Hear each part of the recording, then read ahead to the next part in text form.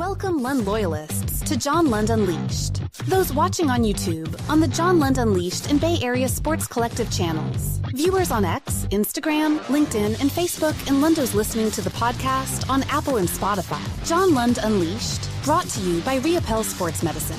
Got pain? Check out our revolutionary stem cell treatments. And guys, if low T is bringing you down, Riapel Sports Medicine can put you back in the game. Now all juiced up and ready to go, here's John.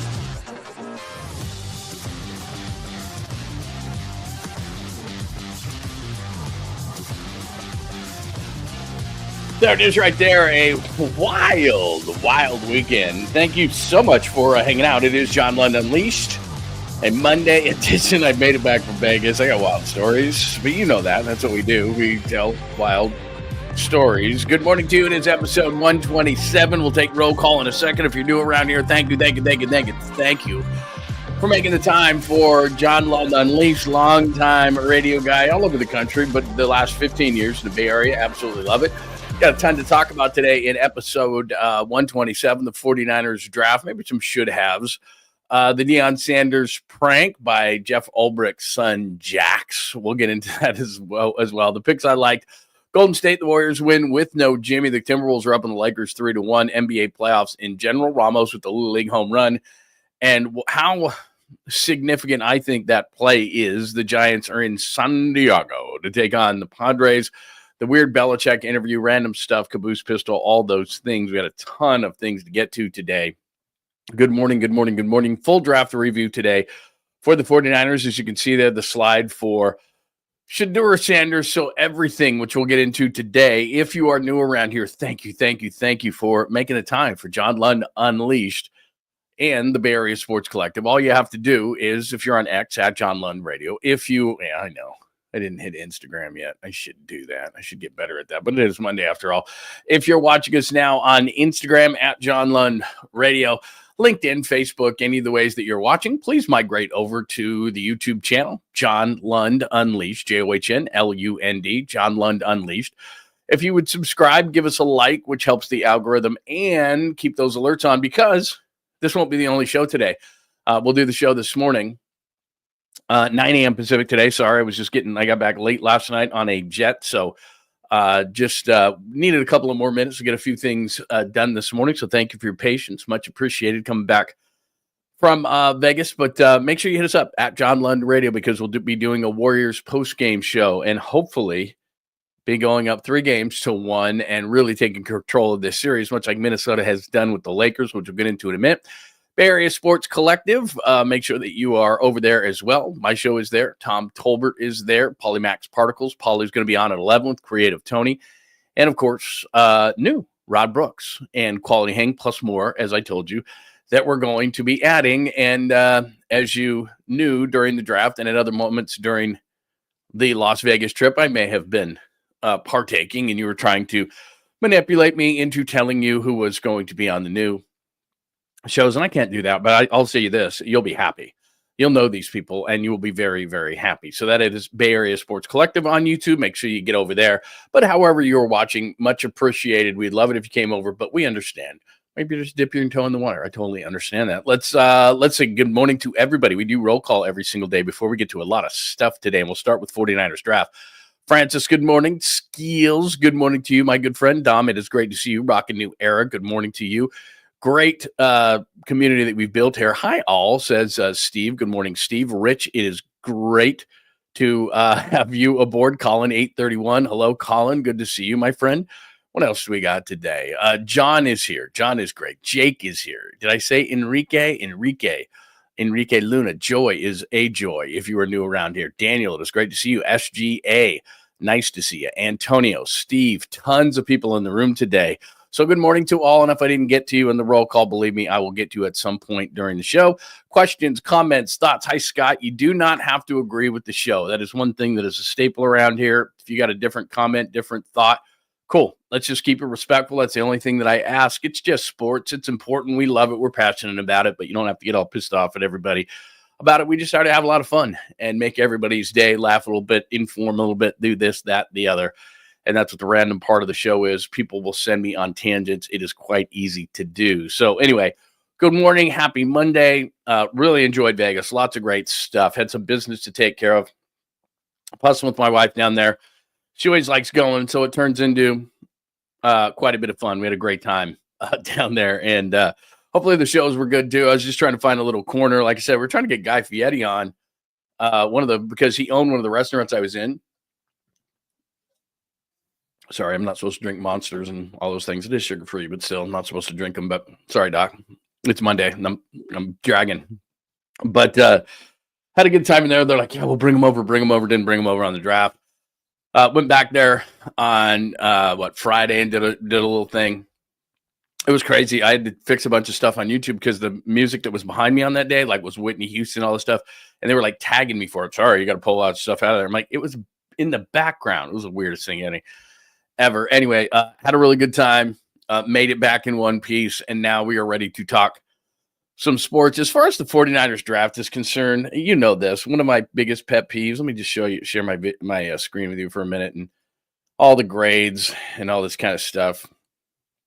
Where are the draft? Here we go. Draft grades from PFF, for example. This is their D grade that they gave the Niners. So Mikael Williams, we've talked about. Alfred Collins, 6'6", 332. So he's going to step up the middle. I knew that the Niners are going big in the middle, and their idea is CJ West too. Both those guys could start. Those guys are going to stuff the middle. You'd like to have a quick penetrator, one big guy, one quick penetrating type.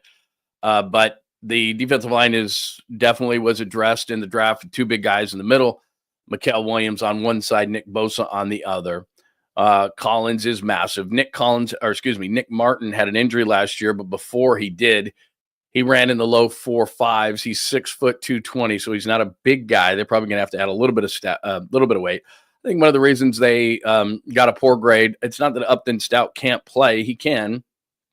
It's just that you're looking for mismatches, and the guy is maybe 5'9" and about 185 pounds. So what the rest of the division is going to do is they're going to put bigger slots in there. You're going to have guys against the 49ers. They're going to be big slots, and they're going to say, okay, you're going to put a 5'8", 5'9" guy in the slot. He can't play on the outside at that size, so he's purely a slot, which you've already got Dima Lenore to play that position. But there was one of two ways you can go in that. You could get a big outside corner, which maybe they didn't like one of those, and you could move Demo inside, or you can keep Demo outside. He can play just fine there. Thank you very much. And you can move Upton Stout into the slot, which is what the game plan would be, because hold on, I'm going to sneeze. Or not. As a third-round pick, that's got to be a starter, especially in this draft. So to me, Mikael Williams got to be a starter. Alfred Collins got to be a starter. Nick Martin got to be a starter. Upton Stout got to be a starter. CJ West got to be a starter.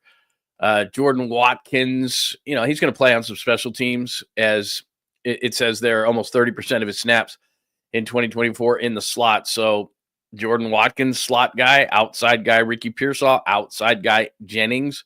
So you got a slot guy in there. He could potentially start. I think Jordan James, saw a lot of Jordan James, watch a lot of Oregon football. That's a nice pick.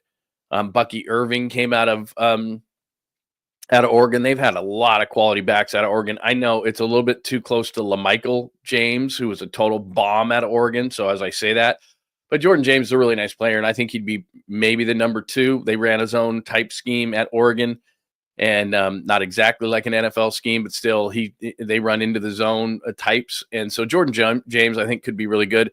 It's not that I'm not high on the backfield of the people that they have, but this guy, I think, could be the number 2 back. I don't know enough, I'm going to be honest, with the Kansas State safety. I didn't focus on him a lot. Work was just okay. He was probably on my back end, but again, you're talking about a 7th-round pick. They have pretty good history with 7th-round pick quarterbacks. Connor Colby, typical Iowa guy, probably makes this team. Bergen, I didn't know a whole lot about as well. So again, they give him a D. One of my least favorite things in sports, because I don't use the word hate, or at least I try not to. One of my least favorite things in sports is grades after a draft. And I get it. I understand the whole business, man. I know why Screamin' A screams. I know why people say what they say. I know why Kendrick Perkins says dumb shit all the time. I get it. I understand. I know it's about clicks, and that's just what matters. And clicks equal money, and et cetera, et cetera, et cetera. It doesn't matter whether you're right, wrong, or indifferent. The media isn't about getting the story right. It's about getting it the loudest and the most boisterous and the most clicks and everything like that. So that's what grades are about. And the people who run this business are like, got to do grades, got to do mock drafts before, got to do grades afterward. If you don't, you're out. Like, because people click on grades and they really care about it. I don't care about grades. The other thing about grades is that when in mock drafts, well, this is where I would have taken this guy and this is where I would have taken that guy. You don't know what the fit is for the 49ers. You don't know what they're trying to do. You don't know what Robert Saleh has learned in his time with the Jets and what he's going to value now. Clearly, to me, what they want out of their interior defensive tackles is the ability to keep the blockers off the backers, stop the run, push the pocket, allow those wide nine guys to get around. It would be nice to have had a Walter Nolan, and I think the NFC West, Seattle had a nice draft. I think Arizona, I think, had a nice draft. I liked Walter Nolan, who they got at 16. I would have loved to have had a Walter Nolan next to an Alfred Collins to form like a quick and a big, that kind of a thing. That's what I think most teams are trying to do. But the Niners have two bigs, and if those guys can stuff the middle, push the middle of the pocket so that Williams and Bosa can get home, then they'll have done their job. And so I think one of the things that might change with this team is when you had Buckner and you had Armstead, those were big guys, but they were penetrating types and they were going to get sacks. And I think what's going to happen here is these are two tall, big trees. And, well, in CJ West's case, I think he's 6'2", 317 is what he's listed at. But those are two big boys that are going to be hard to move. And if you play those guys together, you know who's going to benefit from that? Fred Warner's going to be able to move because he's not going to have big guards on him. And this Nick Martin guy, he's 220 pounds. But what they want is, and what the new vibe is in the NFL on defenses is I need speed guys. I need guys who are hybrid safety linebacker types who can cover in space, who can move in space. And you've got to have big guys to keep these blockers, these big 330-pound guards off them. Nick Martin against a big guard who gets through because your defensive tackles can't hold those guys off. He's not going to be able to make any plays. He's too small to do it. So you can tell what's going on here is they got two big guys in the middle. They want them to lock up all those guards and push the pocket. And then they want Fred Warner, Nick Martin, those kind of guys. D. Winters is fast. They want those guys flying around without getting beat up by the big guards. And they want to stop the run. And they want to go sideline to sideline. And that's exactly what the draft was about. So just to go back to the grade thing, you don't know what the Niners are trying to accomplish. You don't know what any team is trying to accomplish. Your draft board, Mel Kiper, your draft board, PFF, your draft board, Daniel Jeremiah, your draft, on down the line, all these guys who work really hard at what they do, Matt Miller and all these guys, they're really good at it. The thing they don't understand and why it's an inexact science, even though I love mock drafts, it's fun and I peek at grades, even though I don't like doing that kind of stuff, is you don't know what they're trying to accomplish. You don't know what is important to a certain team. Are they going more speed, more size? What exactly are they trying to accomplish? So, a lot of times, who knows? Now, in those picks, you didn't see offensive linemen, and that is what scares me. Let me just share my screen again with you, because after the draft now, and I'm really surprised that they didn't try to go after some young veterans. I thought they would on either side of the ball, so they didn't have to rely on young guys in this entire process. And again, they still might. There's still pipelines to add to your team. This is our lads. They're not perfect. Obviously, Ayuk is hurt. You see right there offensively.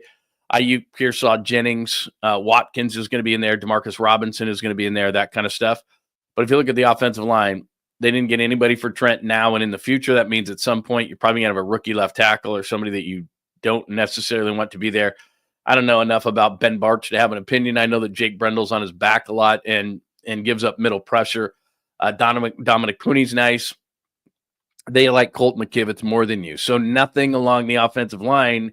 And part of the problem last year, it was about injuries. There's no question about it. But it was middle pressure to Brock Purdy, which didn't help. It was the inability. I know Christian McCaffrey is going to make them when they come back, but it's the inability to run the football, especially at key times. So those things are still going to be there because unless they go out, and I don't see that there's a real major upgrade as far as, veterans who could get released. Okay, my team drafted an offensive tackle or guard or center or whatever, and this guy makes too much money, and so we're going to release that guy. They may pick up somebody like that just because that needs to be done, especially, like I said, I don't know enough about Ben Bartch. I'm not really excited about it because if you're inactive most of the year, wouldn't you at least be a backup, something like that? I don't know. And like I said, Trent Williams makes me nervous just because I would have loved a right tackle, move McKivitz to left guard, would have been excited, would have loved someone who could be a center or at least somebody that, in the future you think could be there. So offensively, they just went defense, defense, defense. I don't have a real big problem with it, but they didn't address the offensive line at all. So that's a problem. And then defensively, as you look at this thing, Bosa, Elliott, Givens. Again, Elliott, Givens in the inside, I hate. So I think that Collins and West, I'm not going to say have an easy time, but I think that those two guys have a great opportunity. They can start three guys along the defensive line that are rookies. And I heard people say Dwight Hicks in the hot licks, like in 81, where they had Dwight Hicks there. That would be, I guess, the Bosa guy. And then there would be three rookies. I could see that. Winters, Warner, Martin. That's why I think the two big guys could be there, because you're talking about, in Winters and Martin's case, not big guys. And in Warner's case, you want to keep big guards off him anyway. Don't love the secondary, especially with the Mustafa news. I'm just not a Trey Brown guy. He's hurt way too much. Jair Brown just doesn't have the foot speed to be a true free, even though they have Malik Mustafa as the free. He's more along he's going to be closer to the line of scrimmage when he does come back, and Jair Brown is more the deep guy, so that makes me nervous. Renardo Green, I'm fine with. I didn't see the need, like a lot of people, to take a corner high. Diamond Illinois, I think, is going to be more outside, and I think Upton Stout is going to be inside. And if you take a third-round corner, even though he's barely 5'9" and about 190 pounds, 185, whatever he is, I like that he's feisty. I heard the interview with him. Good guy, seems like it, but he's going to have to play in the slot right away. Your third-round pick should start. That's just how it is. Maybe not as a rookie all the time, but your third-round pick should start. Now, the Mustafa thing, and you can see that he's in red there, that's just massive. And the fact in today's day and age that we didn't know until draft weekend that Malik Mustafa had this kind of an injury blows my friggin' mind, because we usually know everything, or at least we think we know everything. There it is from Schefter over the weekend. Malik Mustafa believed to be the replacement, blah, blah, blah, blah, blah, blah, towards ACL during the regular season finale, not expected to be ready for the start of the season. That's a massive blow to the 49ers. So, I don't know, Jason Pinnock or somebody like that. So another blow to the defense. And I don't love Brown, and Renardo Green's going into his second year, and your linebackers are, again, Winters. I don't know enough about Martin. Haven't seen him play. Don't have an opinion. That's why I don't give people grades. And then you got two big defensive tackles in there that you hope can tie up the guards. So I'll say it like this. I'm not going to grade the 49ers draft. Like I said, I just think it's stupid. It's like me, and I said this on Friday, it's like me walking in the test, and I look hungover, and they go, Lund gets an F. And I'm like, no. I was up all night long. I'm good. Like, that's how I looked in every test. Like, yeah, I was cramming, I was jamming. It was like, okay, I'm ready for the test. I'm like, no, you look hungover. No, I studied all night because I screwed around the entire semester. No, I'm ready to go. No, you got an F. What do you mean I got an F? I haven't even taken the test yet. Nope, F, Lund, out, get out. And then some kid comes in all bright-eyed, bushy-tailed, woohoo, oh, yeah. Joe Smith, he gets an A. Well, not Joe Smith and the Warriors, but you understand what I'm saying. It's like, okay, that guy looks great. He gets an A. Like, just by walking in the classroom, let's see, A, B, D, F, like Mr. Hand, F. Like, whoa, I haven't even taken the test. Sorry. Like, really? Mel Kiper? Okay. By the way, Mel, stop. On the whole Sanders thing, my goodness, man. The whole Sanders thing all weekend long. Like, God. Couldn't even watch this stuff, man. It was making it so bad. And you know what's funny about it? Somebody posted this. I'd love to take credit for it. I can't. But so Mel is just freaking out about Shadur Sanders, right? 2017, this is Mel Kiper and how he put the quarterbacks in 2017. This is his list. So Trubisky, Kaiser, Watson, Falk, Mahomes. Okay. Yeah. When you do something like that, you can't have credibility when it comes to quarterbacks, and you can't sit there and cry and yell and Shadur this and Shadur that. And I guess I have to explain it again. And I think the prank that Jeff Ulbricht's son, Jax, did, and it sounds like he might have done it to Tyler Warren too. Warren ended up going, 14 to Indianapolis, and I guess he got a call around 7, somebody faking like they were the Jets. Shadur Sanders, you saw the call during the weekend, got a call like I think it was Mickey Loomis of the Saints. Ended up being fake, and it was because Jeff Ulbrich apparently had a computer open or some kind of device, and it had that new number for Shadur Sanders and possibly some others. So apparently this dumbass kid did all this and, prank called all these players. There might have been a couple of more as well.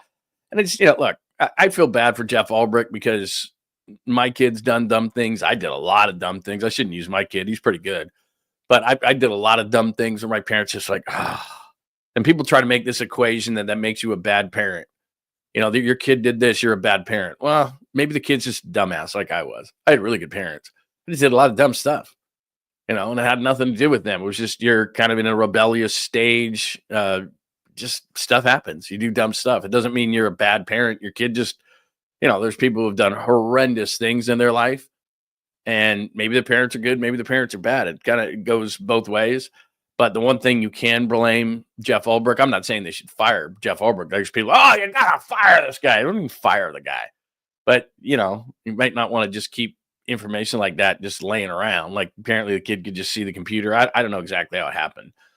But if my kid did that, I'd just be like, are you kidding me? He's the defensive coordinator of the Falcons. You and I talked a lot about Jeff Ulbrich possibly coming to the 49ers if Robert Saleh was going to do it. So I don't blame him. I mean, I blame him for keeping a computer umping around a dumbass kid. But, I'm not a Shadur Sanders guy, but that was unbelievable that happened and that stuff got leaked. As far as Sanders himself is concerned,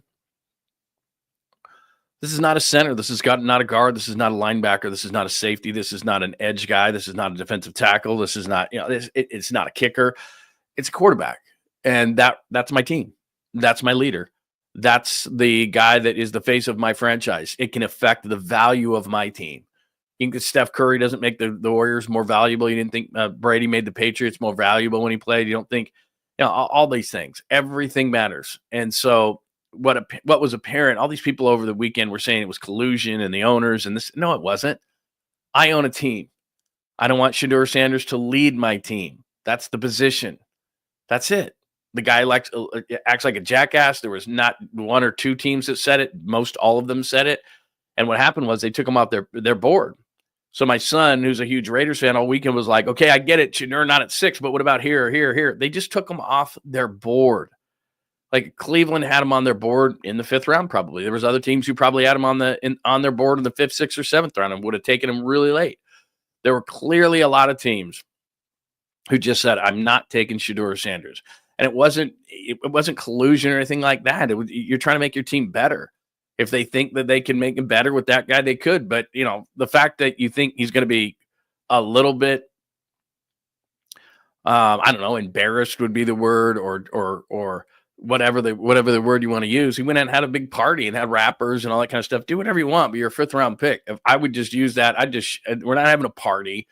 It's not a big deal. I'm not going dancing. I'm not doing all this kind of stuff. Look, the guy pissed off a lot of teams with his attitude. You saw it at the combine. Apparently not only that, but then they went to the chalkboard and did some work. He was terrible in that, apparently. I've told you through the whole process. Shadur Sanders, I didn't want to be in the Shadur Sanders business. I didn't like the attitude. I didn't like that he went out and he got $5 million of NIL money and spent it on a Rolls-Royce Ghost SUV. I didn't like any of it. And I like Deion Sanders. I've told you this. I've worked with him. This is the same kind of a thing. He's a great father. He's a great dad. He's a great mentor. I was in Dallas when he would mentor a lot of Cowboys.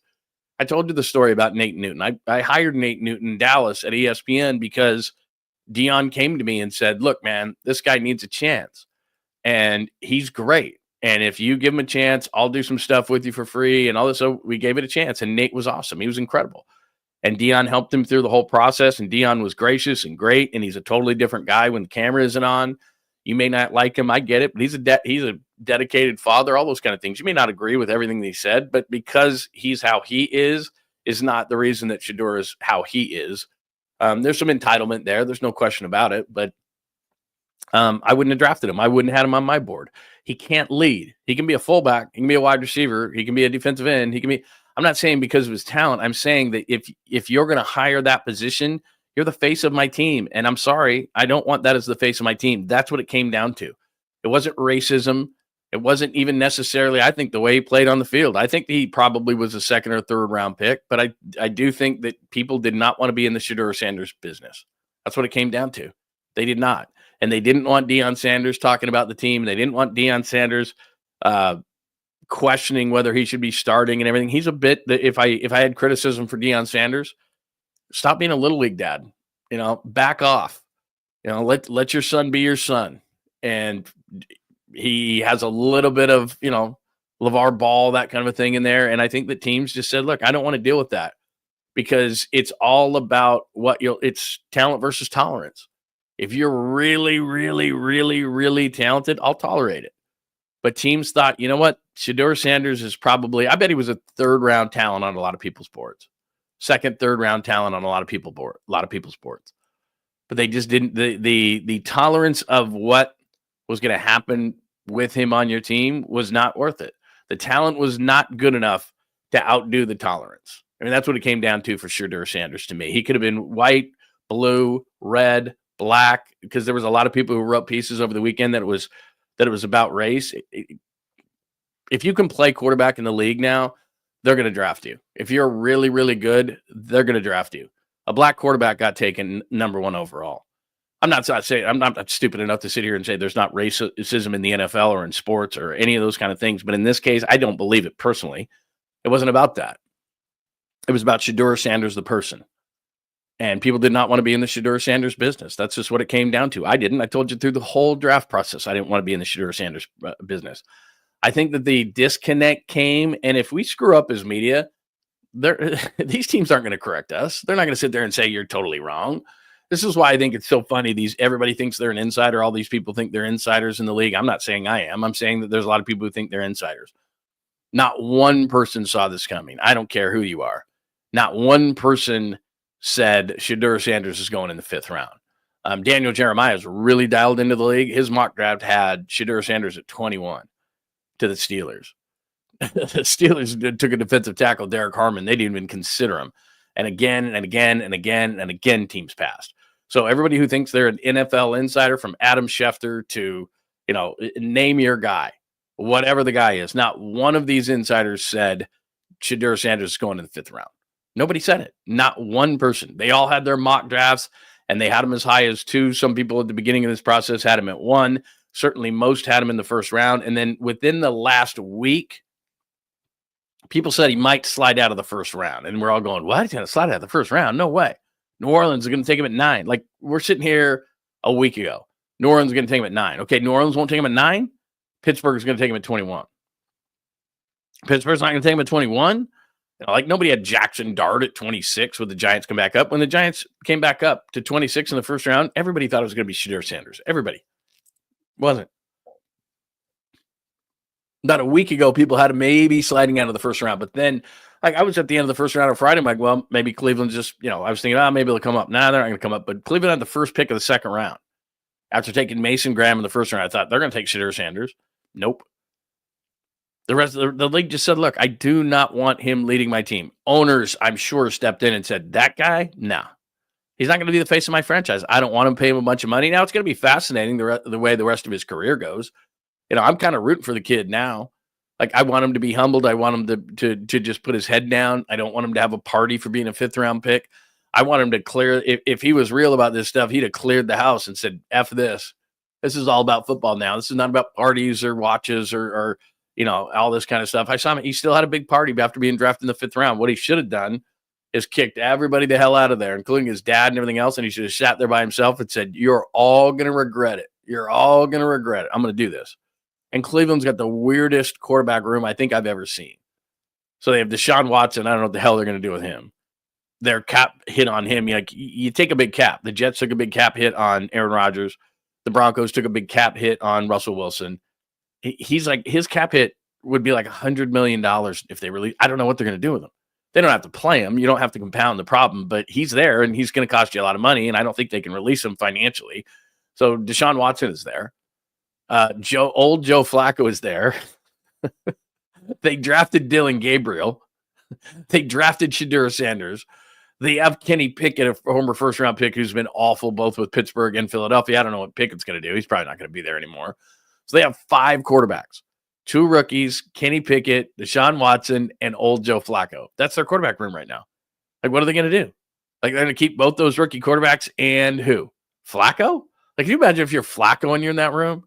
Hey, Joe, you're the starter and you're going to mentor these 2 rookies. Like, oh, my God, seriously? And I don't think they can release Deshaun Watson. I think he's too much money. I could be wrong, but I was looking at it the other day, and it's just an ungodly amount of money they stole him. That $231 million contract is all guaranteed. So I don't know what they're going to do there, but they don't want to start him. They don't want to compound the problem. So anyway, I don't know how much you care about the Shadur Sanders thing. I think there's so many different levels that make it fun, that make it interesting. Like I said, from himself, people not wanting to be in the business, to what the speculation was over the weekend. And then it just shows you, at least to me, in the bigger picture, and maybe you don't care about this from a media perspective, insiders, they don't know. They don't know. Nobody had Shadur Sanders later than the second round. And the both, and I did this last night because I came back from Vegas and I'm doing a remote control here. I flipped and watched both of them, and they were just everybody from Louis Riddick to Mel Kiper Jr. to the guys on NFL Network. Like, they were all just like, Shadur, when's he going? That was the top story of everything. Hell, NFL and all their social media had that after the draft. Like, the top thing of the draft was a 5th round pick. It wasn't the first overall pick. It wasn't Cam Ward. They didn't have that as the biggest story. They know. It comes down, like I said, it comes down to clicks. Clicks equal money. The story with Shadur Sanders, it was unbelievable. 5th round pick is getting all the headlines, not first rounder. So anyway, give me your thoughts on the Niners. I'm underwhelmed. I'm not going to give it a grade. I'm underwhelmed at this point by the draft. I think it was a big time risk for Mikel Williams. I hope it works. Everyone's, okay, he's going to be a great run defender at worst. You don't take a great run defender at 11. This guy has got to be the answer that we've been looking for a long time opposite Nick Bosa. This is double-digit sacks. I mean, it's great that he can set the edge. Cleve Farrell could set the edge. Cleve Farrell was the 4th overall pick. He's considered a failure. That's great that you can set the edge. Lots of guys can set the edge. Gross Matos can set the edge for the 49ers. You don't take him 11th overall. So I'm hearing what a great edge setter he is, and that's important. It's really, really important. I can find an edge setter in the 2nd, 3rd, or 4th round. The 11th overall pick is reserved for a guy who's going to get double-digit sacks. It's just how it is. I mean, if you equate it to the NBA, it's great to get a good defensive player, but the guys who get big money are guys who can put the ball in the basket, and that's what Mikel Williams needs to do. He needs to put the ball in the basket. Needs to sack the quarterback. Needs to, so that other teams go, damn, they got 2 edge guys. What do we do here? If we double Nick Bosa the entire game, Mikel Williams is going to kill us. I guess we'll have to just take that chance, and then he gets 2 sacks and a strip. That's what we need. And then these 2 guys in the middle, I'm sorry, man, but Alfred Collins, you're a 2nd round pick. You got to start. You got to be good. CJ West, you got to start. You got to be good. Up the undersized corner, you got to start. You got to be good. Nick Martin was taken in the first few rounds, coming off an injury. They kind of have that guy in D. Winters, the speed linebacker. This guy's only 220 pounds, which is why they took the beef in the middle. Okay, you got to start and you got to be good. Like John Lynch told us, this is our strategy. We'll let all these guys go, and we're going to have a great draft. I don't care that PFF gave him a D. That's not what I'm basing any of this on. What I base it on is you had a really good draft in last year, 2024 draft, really, really good. It hurts that Mustafa's going to maybe miss half the season, but 2025's got to be just as good. And these guys, these can't be slow starters. Mikel Williams, slow starter. That's why I'm a little bit nervous about it. I get the upside, and that's all great. And I get that he can set the edge, and that's all great. Next year for the Niners, and sacks aren't everything. I know that because Leonard Floyd had 8.5, and then you look at his other 600 snaps and wasn't very good. So setting the edge is important. It's kind of why I think they put this guy up on the pedestal like they did, and we're really excited to get him because Leonard Floyd was terrible in setting the edge. Terrible. But he needs to set the edge really well and get 8 sacks. I mean, that's just, sorry, dude. They let a lot of people go, and you got to be good right out of the gate. Sorry to put the pressure on you, but it's got to happen with these young guys. So that's my thoughts on the draft. Give me your thoughts on the draft. Don't worry about grades. When you go to ESPN, I think Kiper might have given a B, though. But, I mean, Kiper's B, PFF's a D. I don't know what Daniel Jeremiah gave him or Bucky Brooks or these different guys. I don't care.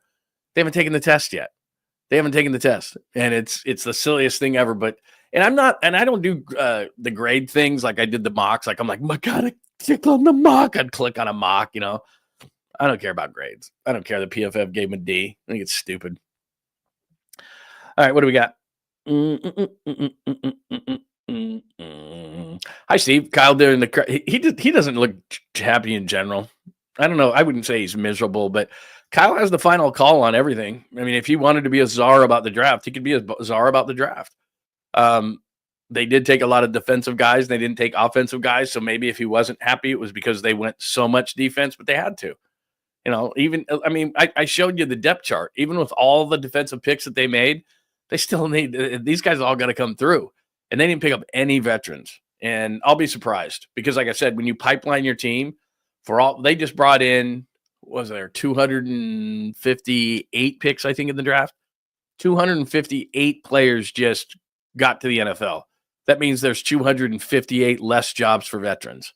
So among those 258 players who are going to get released because 258 aren't going to make a team. Let's say 200 guys make a team. Let's say 180 guys make a team. All right, there's 180 guys, just hypothetically speaking, who are on teams. That means there's 180 guys that are going to get released. Well, amongst that 180, there's got to be some players that can play and they can help the 49ers. So even though I just showed you the depth chart and we're through free agency and we're through the draft, they're not done. There's got to be 2 or 3 free agents out there, especially now at safety with this whole Mustafa thing, and they've known it the whole time. That's what I mean with insiders. How does Mustafa blow his knee in the final game and nobody knows until draft weekend? Nobody. Not Schefter, not anybody. I mean, you broke it on draft weekend. When was the last game of the year? 5 months ago? I mean, 4 months ago, whatever it was. So, anyway, all right. Yeah, I mean, that's what I think. He was just Kyle being Kyle, man. I agree with you. He is at the angry phase of his life. You go through that. I'm out of that angry phase of life. I'm not angry at all. At all, That's a great question. Who would you have hoped the 49ers took at 11? They couldn't trade back, or they would have, first and foremost. I'm going to keep an eye on Walter Nolan with the Cardinals because it hurts that I really like Walter Nolan. And then the fact that Walter Nolan went to Arizona sucks. I really liked 𝐬𝐮𝐬𝐫𝐞. Again, not at 11. I wish they could have moved back. But if you like a guy, you like a guy. Seattle took him at 18. So those things compounded. Just 𝐬𝐮𝐬𝐫𝐞 would have been somebody that the Niners could have used because tackle, guard, center, he could play all 3 of those positions. And so wherever you're weak, you just plug him in. I'm nervous about the offensive line. I think there's a lot of skill guys on the 49ers. I think that they'll score points. I think Christian McCaffrey said he's healthy, so I'm going to take him at his word. I was standing right there. Brandon Ayuk will come back at some point. I have trust in Jennings. I hope that Pearsall is good. Kittle is going to be fine. Diana Rossini walked that thing back. She was, he's not in camp. And he just showed up. So, Kittle's going to be here. They're going to get a deal done. I'm not really worried about it, but you've got to have a good offensive line. And what do the 49ers want to do? They want to smash you in the face. I mean, defensively, they just took those 2 big defensive tackles. They want to stop the run. They want to get after your quarterback. They want to be smash mouth football in your face and play a physical brand of football. I'm sorry, but with the interior offensive linemen they have right now, they can't do that. I don't have an opinion on Ben Botch because I haven't seen Ben Botch play enough. I don't know why I'm saying his name like that, but I haven't seen him play enough. So anybody that has an opinion on him, they're full of shit. Even the team hasn't seen him play enough. Kyle Shanahan hasn't seen him play enough. If you went to Kyle Shanahan and say, what do you think of Ben Barch? I mean, he'd probably give you an opinion. And Chris Forster, their offensive line coach, would probably give me an opinion, but none of those guys even know. He hasn't played enough snaps in the NFL to know what he's going to be. So that's your left guard. I'm not advocating that they should have paid Aaron Banks, the $77 million that Green Bay did. That was ridiculous. But Jake Brendel, as I've said, is on his butt far too often. And he's an okay run blocker. He was, I think, 12th or 15th or something like that. But he gives up too much middle pressure. Just not strong enough at the point of attack. And that means not only that in a quarterback that's not very big and not being able to see over the line that way when he's getting middle pressure, but it's also, 3rd and 1, 3rd and 2. He's just not a power guy. So that hurts.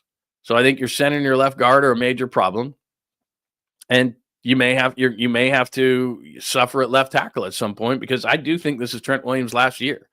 Trent's great, but he's 37 years old. How much more is he going to do this? And you're starting to see him break down with the injuries, and that's what forced Joe Staley to do it. Now, Staley's was a neck. That became pretty important. But, last year it was an ankle, and it's this and it's that, and he's got tons of money. Doesn't need it. Trent Williams is an extremely bright, smart guy. I could see him being in football, not so much as a coach, but just I could see him in a front office capacity. I mean, just a really smart guy, owns a gym in Oklahoma. He's not going to go broke. He doesn't need all these injuries. The reason he's hanging around, I've said this before, same reason John Lynch is hanging around. He wants to win. He wants to put a capper on his career. He wants to stick a ring on his finger. And, Trent Williams is going to go down as one of the all-time greats. But the difference at any position in any sports is you got a ring, and if so, how many? And that differentiates you from the greats. I think Trent Williams is going to go down in history, I don't know, maybe as a top 10 tackle of all time. But one thing's missing. He doesn't have a ring. He's played for one, but he doesn't have a ring. He's very, very good, doesn't have a ring. He's not playing for anything else. I don't think he's playing for money anymore or anything like that. The last year, holding out, he wanted the respect of it. I want the respect too. Give me a bunch of money. But I think he's just like, look, he's looking at the rest of the league going, they're not better than me. So he wanted his money, but he doesn't need the money, I don't think. He would like it, but I don't think he needs it. So next year, now they're going to have to go potentially and draft a left tackle. You hope with this easy schedule, they win 10 or 11 games. So now you didn't draft an offensive lineman who could potentially take the place of Trent Williams in a year. I think it's going to be a year. And now next year, what are you going to do? You're going to pick at 20 maybe, and you're going to try to get an offensive tackle there. It doesn't mean you can't. It's just, I don't really want to. I'd love to, like I said, I'd love to have had a right tackle, move him over to left tackle. At least he had a year to protect Brock Purdy's blind side. Maybe you could get one in free agency, that not very often. And not very often can you do what the 49ers did, which is Joe Staley leaves. He's disgruntled in Washington, and you take a 3 and a 5 and you get Trent Williams. That's just not very likely to happen. But that's the position they put themselves in because they felt like defensively they had to take that many players. And I get it. And I'm, like I said, I'm not grading their draft. I'm just saying I'm not giving them an A, B, C, D. It's just, it's underwhelming at this point. But like I said, Nick Martin might be great. I didn't know Fred Warner was going to be Fred Warner. Did you? No.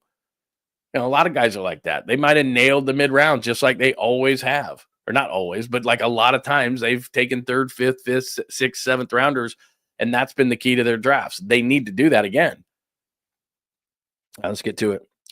How accurate was Mel Kiper? He's normally pretty. The way that they grade themselves is how many first rounders did they get? Not on a specific team. I haven't looked at that, but how many first rounders did they get? Where they, Mel Kiper is usually like 25, 26, or 32. So they're generally pretty accurate. That's why the Shadur Sanders thing was as compelling as it was. And I don't care what insider, what guy says that he had him pegged that way and all that. They didn't.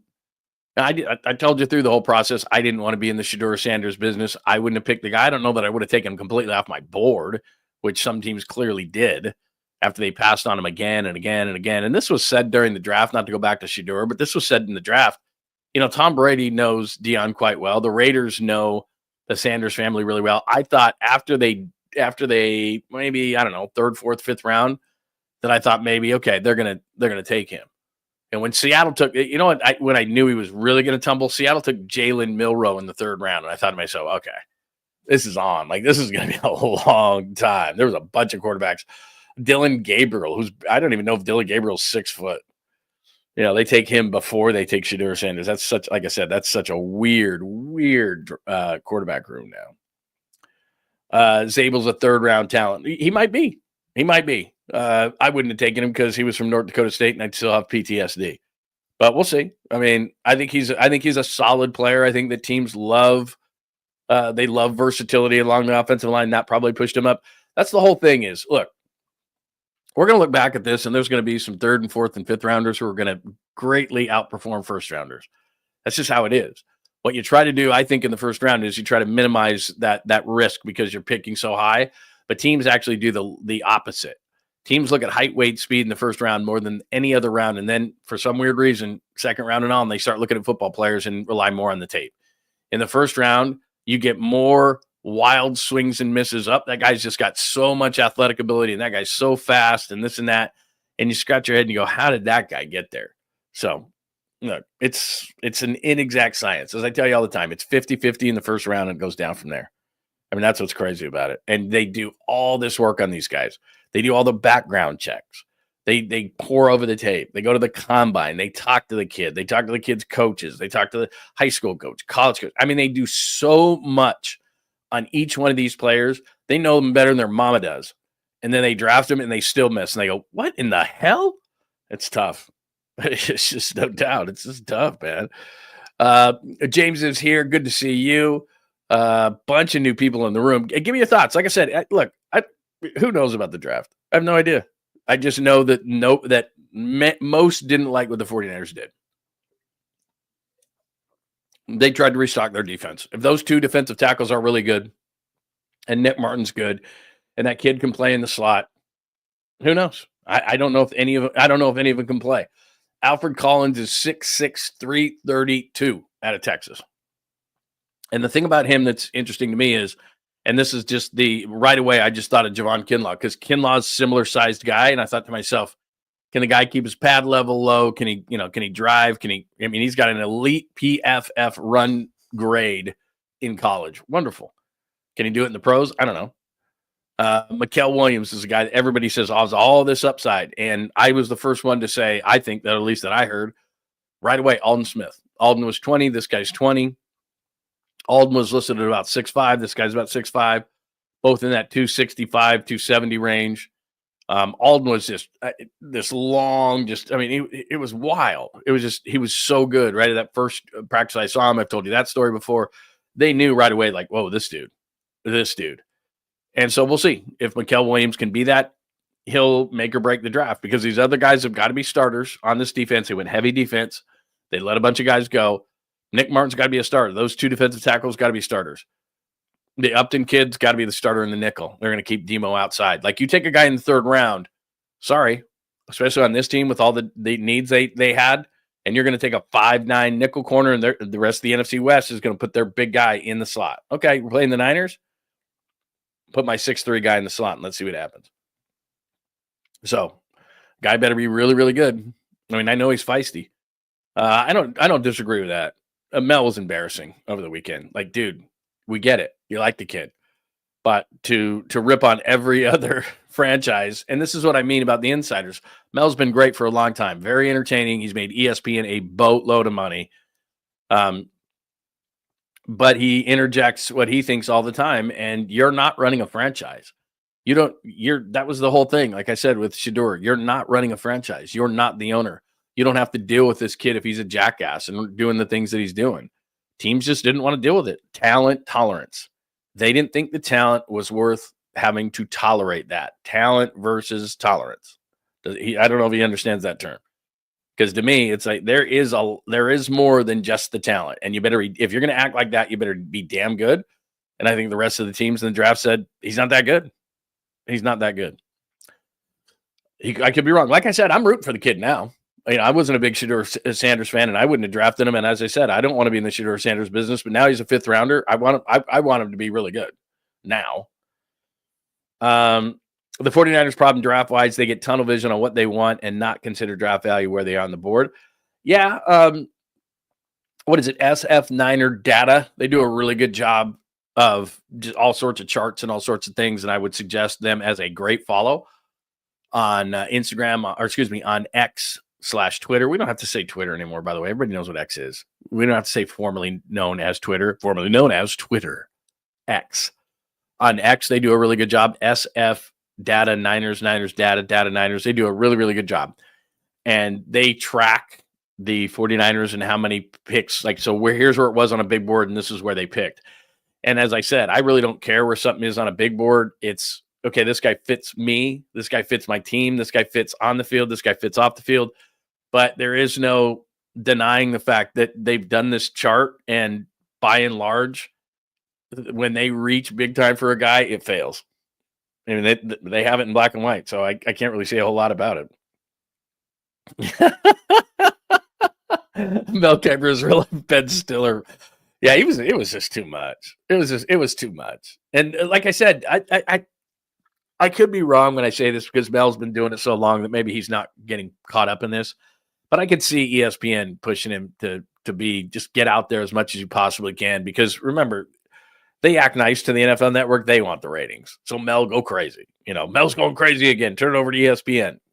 There was a couple of guys on their set doing that stuff. It's like, okay, I get it, man. Freaking out. All right, what else? Give me your thoughts. Niners draft. Again, that's where we are. It's worth the first hour of the show, the draft. Episode 127, 49ers draft. Should have the Sanders prank, the picks I liked.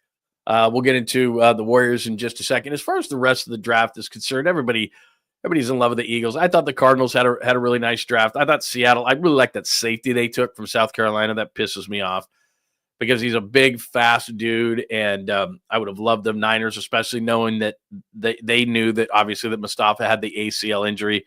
The rest of us didn't till the middle of the draft, and that kid was a really nice player. But after they took Williams on the edge in the first round, just to kind of the point of, I'm sorry, I forgot who I just flashed up there because, everybody talks about, well, they're drafting best player. They're not drafting for need. They drafted need. Defensive tackle, they thought we got to get one of these big guys in the middle. We're going to draft that. So that was not like best. It was Alfred Collins, the best player, and he just happened to be a defensive tackle. No. These guys say this, we're just going to draft best player, best player, best player, best player. Nah, you're drafting for need. And that's what they did. Their defense needed a ton of guys. I hope Alfred Collins can, at 6'6", 332. He did it at Texas. He did it in college, but that's, being that tall with being that big, it's tough. Let's see. Mel Kiper's QB ratings suck. Yeah, like I said, I just flashed that up there from 2017. I mean, here's a guy just screaming and crying. And, even if you go back to the Trent Dilfer thing and the Trev Alberts, which is, the Bill Tobin, all that kind of stuff, Trent Dilfer didn't have a good career. But, I mean, there's 2017. Somebody flashed that up. It's like that was Mel's top 5 in 2017. He had Mahomes behind Luke Falk and Deshaun Kaiser, who went to the second round of the Packers and was terrible. Trubisky. Like, that's where he had him. And it was like, so zip it. Like, sorry, dude, I'm not hearing it. You want good news? Could Jake Moody's days be limited? Kenny Almendarez, Raging Cajuns. Apparently, he won the Lou Groza Award. I did not know that. It doesn't look like he has a second leg. I love that. By the way, that's the greatest picture of all time. When it looks like the kicker doesn't have a leg, it's like, how's he going to kick that ball? Where's his leg? Oh my God, that guy doesn't have a leg. He does. It's just under the other leg. But it doesn't look like, he would be imagine that guy. Looks like his leg is like the invisible man. Like, where's his leg at, man? I don't see a leg. How's he going to kick that ball? It's impossible. Anyway, if you don't like Jake Moody, the Lou Groza Award winner, Kenny Almendarez, is going to rookie camp. I'd rather see like a Nick Folk.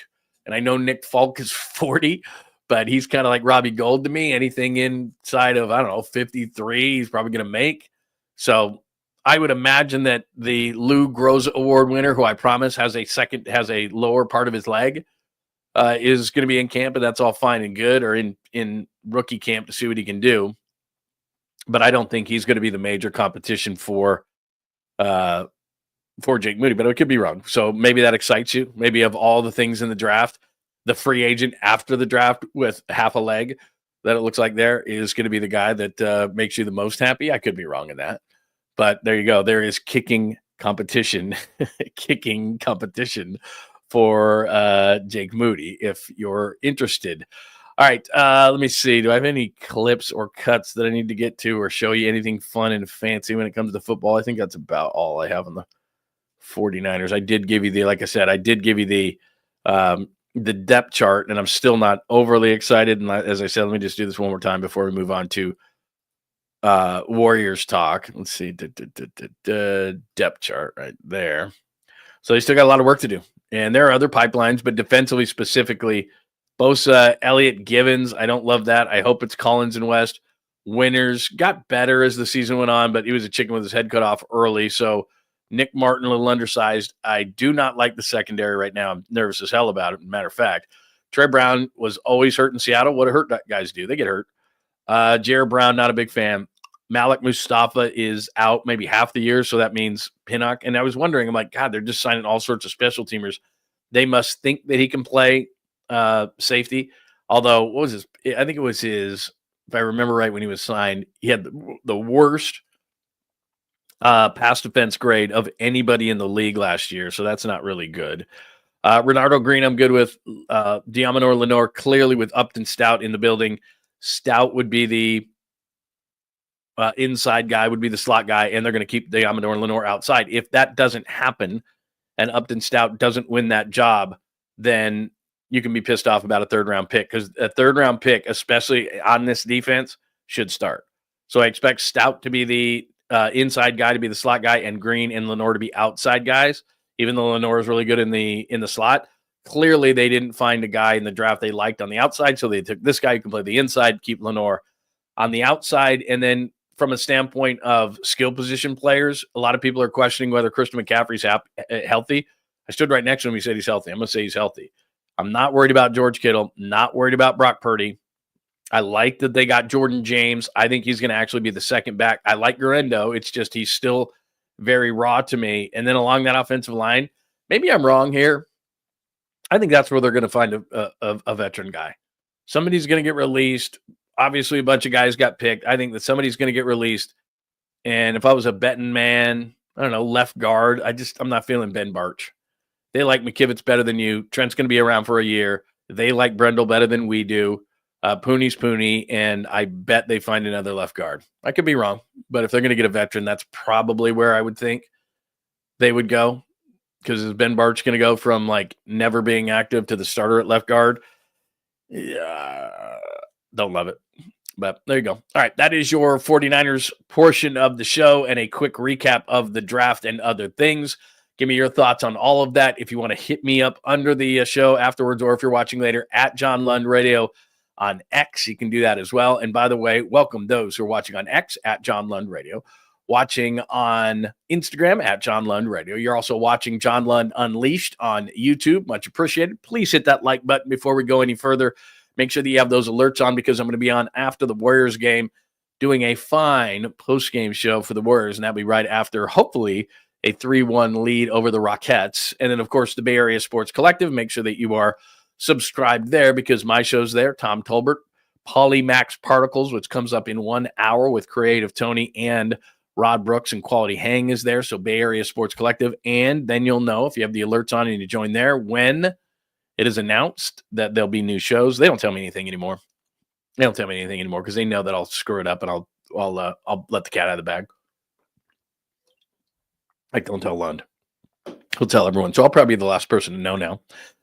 And other versions or other places and platforms you could be watching. Thank you so much for watching us. But if you would migrate over to John Lund Unleashed on YouTube, that would be absolutely, positively tremendous. I would really appreciate that. By the way, real quick before we get on to the Warriors, I don't know if you noticed this. Let me see if I've got this up there. My good friends at Riapel Sports Medicine. We're calling it Riapel Sports Medicine. Stem cell treatments. I've told you, if you call 925-275-9333 Riapel, check them out. Same old Riapel. Awesome. My wife is feeling great, but it is Riapel Sports Medicine now. So check it out. Riapel Sports Medicine. Those stem cell treatments, if you call 925-275-9333, 925-275-9333, it is still my good friends at Riapel. So you can get all sorts of treatments at Riapel. It's not just the stem cell treatment, but Riapel Sports Medicine. There you go right there, Riapel Sports Medicine. So make sure that you check out my good friend, Dr. Jeffrey Riapel, and those stem cell treatments that my wife is feeling so great. She's got the shoulder. She said it to me this weekend in Las Vegas. Like, we did so much walking. You know how it is in Vegas.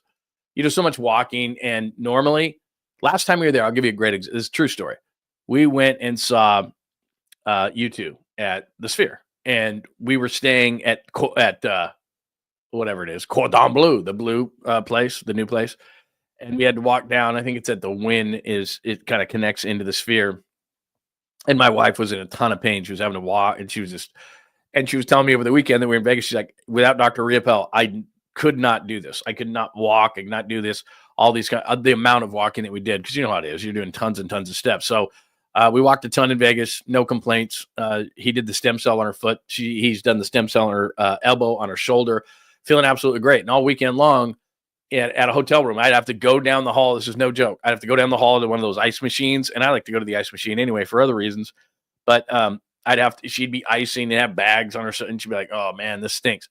No icing this weekend. No problem with the feet. So it's all due to my good friend, Dr. Jeffrey Riapel and Riapel Sports Medicine. So make sure that you check that out for stem cell, because she's doing great. And of course, I'm working with the low T. In fact, I am due for it. In fact, I'm going in this week for low T. And all they do is they do a quick blood test. Does Dr. Riapel. And you go in about every 4 months, do a quick procedure, boom, and you feel great. You lose weight. You're not as irritable. You got lots of energy. You just feel like yourself. I mean, it's really what it's about. And I've been doing this for years, but the fact that I don't have to go in every week with Dr. Riapel is money. It's big to me. So check out Dr. Riapel, and Riapel Sports Medicine. And you can get them, hold them the same way that you got hold them before. Just check out, and you can look it up. You can Google it. Dr. Riapel, and they do all sorts of other treatments as well. But check them out for the stem cell and for the low T. All right, let's get into some Warriors talk over the weekend. No Jimmy, which I was a little nervous about. There's no question. By the way, we were having a nice birthday dinner for my wife, so I'm like trying to watch the whole thing, but went back and watched everything, and pretty amazing the way that's, I mean, we shouldn't be amazed by Steph Curry anymore, but we still are. But Steph was absolutely amazing, and they ended up getting the win. And the thing, when I talk about the 82 game versus the 16 game sprint, and I said this at the beginning, and look, the Rockets are a good team, good offensive rebounding team, not as good in the half court, but it's young guys like Jalen Green, right? So let me pop this up. Jalen Green in the first game, 7 points, right? Jalen Green, second game, 38 points. Jalen Green, third game, see there on the top, 4 for 11, 1 for 5, 9 points. So he goes 7, 38, and 9. Just young players. They're just not he's just not consistent enough. Sengun's been okay. The first game he was absolutely dominant. The next two, just okay. Amen Thompson in this series, again, 5 for 16, young player. He's not a big offensive player, just okay. There's a major, major difference between the 82 and the 16 in the 16 sprint. I mean, it's just how it is. Jabari Smith has been pretty solid in this series, but the Rockets, offensive rebounding, all those kind of things, could they win this series? They could. They could tie this series tonight, but I haven't been overly impressed with them, and it's exactly what I told you at the beginning of this series, is that a guy like Steph Curry loses Jimmy Butler, and he says, okay, it's on me, and he goes out and he scores 36 points, and he's Steph Curry, and he's amazing. And a number of other players stepped up at different times during that game, but it's just what happens. These guys are seasoned, and even the guys who haven't played a lot, they've been around it and they understand it and what it takes and what you have to do. And, because on the surface, you're thinking to yourself, okay, they lose Jimmy Butler in game 2, they get blown out. They're going to lose the series. Like when Jimmy didn't get introduced, I'm like, uh-oh. But there's also a big difference between losing a guy in the middle of a game and you're scrambling to figure it out. Like, what are my rotations now? Like I said, Jonathan Kuminga didn't know he was playing. Now he knows he's playing. There's just a big difference. Steph Curry mentally goes into the game going, okay, it's got to do that much more. It's okay. There's a big difference. You lose a guy in the middle of a game, it's just really hard to adjust. You don't have a guy, and you're not going to have that guy, especially when you're a veteran team. Look, you don't want to do that for a long period of time, and I think Jimmy's going to play tonight. I don't know if have we heard that? Let me double check, because every time I don't check something, you guys are going, he's playing. Look at your Twitter, look at your X, look at your whatever. But so when you lose a guy during the game, it's just really difficult to adjust. They knew that they weren't going to have Jimmy Butler. We didn't, but they did. I was surprised he didn't play. I thought Jimmy Butler's like, I'm playing. I don't care. I'm playing. But to me, there's a massive psychological advantage now that swings to the Warriors side. We just beat you without our Robin. I mean, this is how it is. Buddy Hield stepped up. A number of different guys stepped up. And it was just like, this is how it is. Boy, AI's gone too far. This picture of Steph. Have not seen anything on. We're seeing mock drafts in the NBA now. I don't do NBA mock drafts. Don't even ask. Let's see. All right, I don't see anything. Gary Payton II, by the way, in the fourth quarter. That's what I'm talking about. Like, you don't think of GP2, right? And then all of a sudden it's like, well, the guy's been around. He's been around winning. Let's see. Excuse me. I knew that sneeze was going to come about an hour ago. See, this is. I'm not even going to read it. I'm not even going to give this guy any kind of. Is Bob Myers a real option for the Suns? That wouldn't be great because they changed the culture. They're going to be tough to deal with. All right, I don't see anything. You could tell me that I'm wrong. I've not seen anything about Jimmy Butler tonight, but we're speculating that. Let's see. Yeah, we're speculating that Jimmy Butler's going to play tonight. There's a massive psychological advantage. You're a young team. You're the Rockets. Jimmy Butler's not playing. You just blew out the Warriors. It's 1-1. And something like, what is it, like 78% of the time, the team that wins game 3 wins the series. So you're just like, we got this thing, man. We're out physical in these guys. We're beating them up. We're playing our brand of basketball. We got this. And then you go in and Steph Curry rocks your house and beats you. And you're going, ooh, they didn't have Jimmy Butler. How do we lose that? So, this is typical of a young basketball team right here. Jalen Green, like I said, 7 points, 38, 9 points. And Jalen Green has the audacity after a game to say that Draymond Green doesn't do anything. I mean, Steph had a good game. The reason they won. Just yeah. It was just talking. You know, he can't really do much of anything else, so talking his only way. Smart. That's really, really smart. Wake up a sleeping dog. Draymond hasn't had a great series. I'll give you that. He's fighting uphill against Sengun every single night. It's been most of his focus. As Steve Kerr said, they're doing things offensively to hurt Draymond Green's game. He has not been good in this series. I'll give you that. But you just leave him alone. That's just a typical young player response, and why Houston's not going to go anywhere. They don't have the experience. They have a guy that's had a really good game in game 2. Games 1 and 3 sucked and they lost. He's the key to their entire being in this series. Jalen Green. Sengun's going to do what he's going to do. Van Fleet hasn't been absolutely great. Amen Thompson plays like he plays. He's not a great offensive player, can play well defensively. But Jalen Green is the X factor for the Rockets. I don't expect him to score 38 when they win, but Charles Barkley said this the other night, and he's right. Dude, they just need you for 22. I say just, but you can't have a 7 and a 9. You have a 38, that's great, but like 22 a night is what they need from you. You're the X factor for the Rockets, and you're going to go up after a game as a young basketball player and mumble something about Draymond Green not being effective. Then you don't understand the game, and you don't know what playoff basketball is about. And especially after you score 9 points. 9 points. You go up there and say Draymond Green doesn't do anything? Well, if you're not scoring, what do? You don't defend at a really high level. You don't rebound at a really high level. You don't pass the ball well. I mean, you're a one-trick pony. You're a scorer on Houston, which there's nothing wrong with just being a scorer, but that's what you are. You're a scorer, and you're their X factor. And you just scored 9 points, and you just said that Draymond Green doesn't do anything? Okay. Well, he gets in your head. I know that, because after the game, you were really upset after scoring your 9 points. So, look, Jalen Green could go off tonight, score 30, and they could win. But he's their X factor.